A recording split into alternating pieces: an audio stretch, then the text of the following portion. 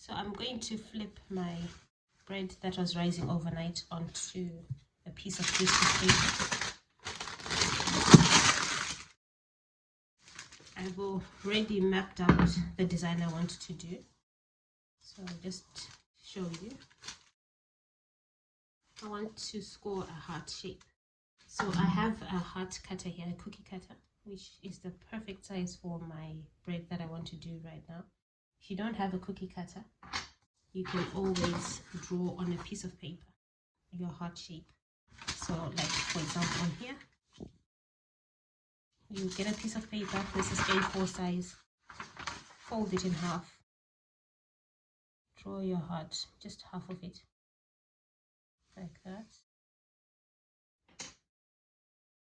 and then cut it out.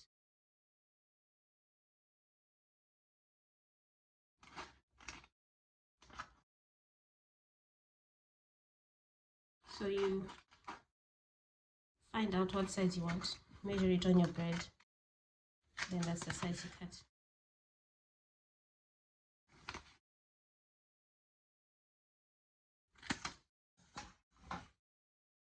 And then you open it up. That's how easy it is to cut out a heart.